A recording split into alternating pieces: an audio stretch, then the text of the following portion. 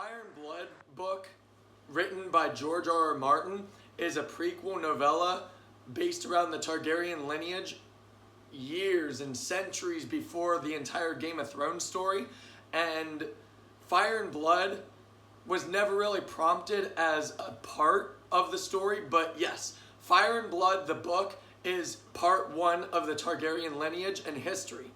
And that's not a good or bad thing, though, because the Fire and Blood book, although it's just the first part, it still covers from Aegon's conquest all the way to some years after the Dance of the Dragon. So we're talking hundreds of years in a 600 plus page hardcover book.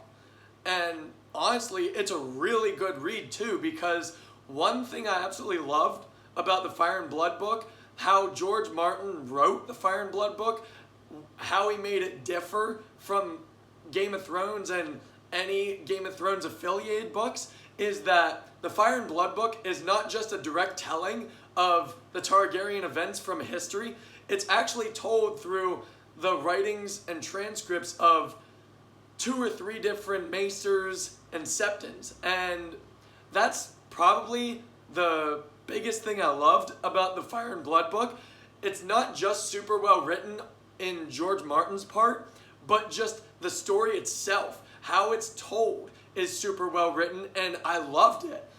I love that it goes straight from Aegon's conquest to Aegon's ruling, and then after to Maegor, all the way to the Dance of the Dragons, which is what the House of the Dragon HBO show covers, albeit not nearly as good, but even some years after the Dance of the Dragons. So it's a huge bulk of history in a 600 plus page book, and it's funny because none of it feels rushed whatsoever.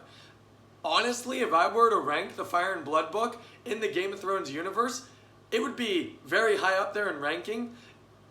I would say my favorite Game of Thrones book overall would be the first one, A Game of Thrones, just because it was a great introduction to the world and the story and the characters and the lore.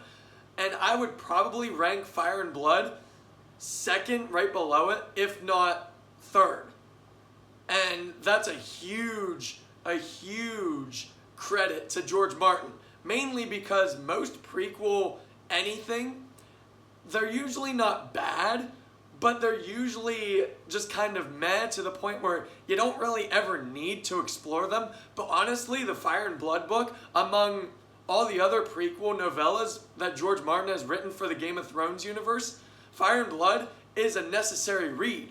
If you really want to delve deep into the world of Westeros and the Seven Kingdoms, and then also how it came to be, how it was created, how Aegon conquered it, how the Targaryens held their posts, how everything happened this way, how everything happened that way, the Fire and Blood book is a huge read you definitely need to delve into, since it's there.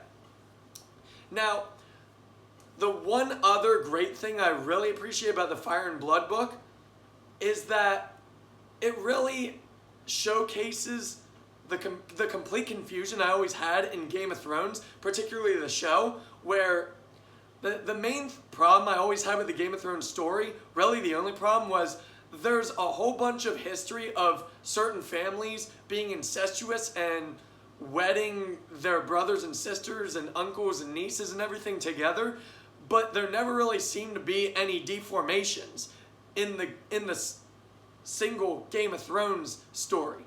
I mean, you could consider like Joffrey being like the hugest fucking cunt ever as a 13-year-old boy being a semi-deformation, but it really isn't that. That's really just a personality trait. If anything, that's just kind of an autistic trait that anybody can develop. But here in Fire and Blood, that completely fills in that gap because, like I said, you go through centuries of Targaryen lineage, and there is a shit ton of times where Targaryens wedded their brothers and sisters together, their nieces and uncles, hell, parents and the like. It's crazy because the thing that's great about that in the story is that I would say the ratio of stillborns and whatnot is actually way higher up than Targaryens being born. Like, throughout the Fire and Blood book, at least half of every other newborn baby comes out dead. And that is because of all the incestuous relationships that were inspired to happen in the book, in the story. And so that's one thing I strongly appreciated from the Fire and Blood book on its own. The fact that it really filled in a huge gaping hole in the Game of Thrones world with its characters.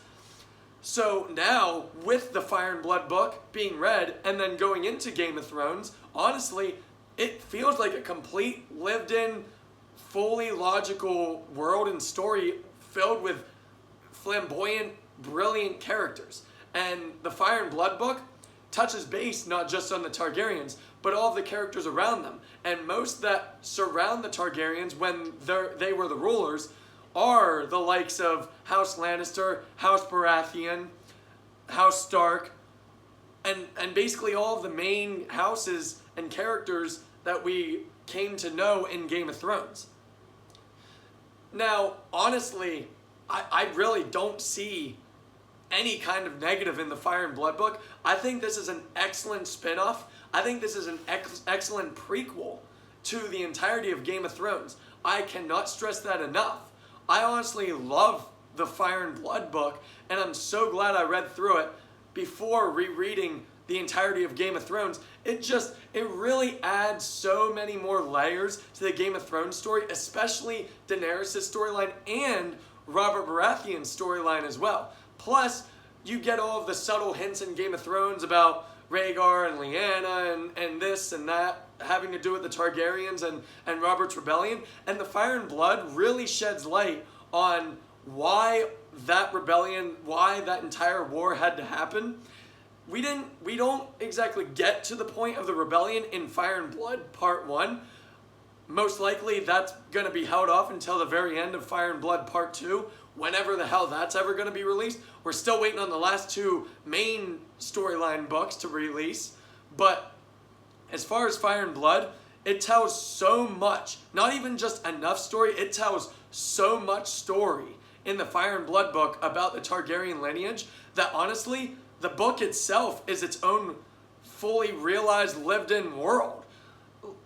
Now, the Fire and Blood book, honestly, I would strongly recommend every House of the Dragon watcher to strongly go and read Fire and Blood, because the Fire and Blood book is just so much better than the show. That's not a knock on the show. I think House of the Dragon is especially doing so much better in Season 2 than it did in Season 1. But the huge difference, the huge compliment in the Fire and Blood book I can give it is the fact that while the Fire and Blood book goes through timeline, time skips and everything, it never feels forced.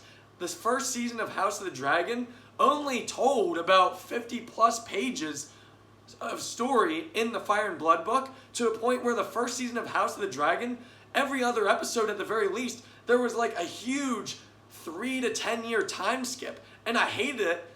I'm okay with time skips in a story. I just want to preface that alone.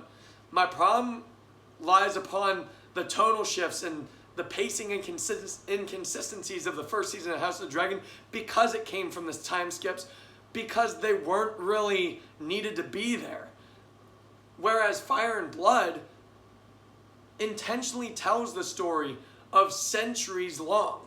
And the time skips make sense because they're not really even time skips. Literally every chapter and every section kind of really does just continue from where the last chapter left off. Even though this is a chronicling book of many, many Targaryen characters inside the Targaryen line of ancestral family. But it's so funny because you go from Aegon to Maegor, and literally you read through it and it feels so liquid smooth. And then Maegor and after, and then even over to the Dance of the Dragons, which the Dance of the Dragons in the Fire and Blood book, I would say has the most amount of time skips, just because that's the bulk of the book. It fills in about 100 to 200 pages of just that story alone. But the thing is though, like, yes, there are time skips within that Dance of the Dragon story on its own, but they just feel so much more cohesive than the show is doing. overall for me, the Fire and Blood Part 1 book is an excellent read, even on its own, strongly. Like, honestly, I cannot praise this book any more than I possibly am doing. So overall for me, the Fire and Blood Part 1 book by George Martin is a very strong, excellent 10 out of 10. Thank you.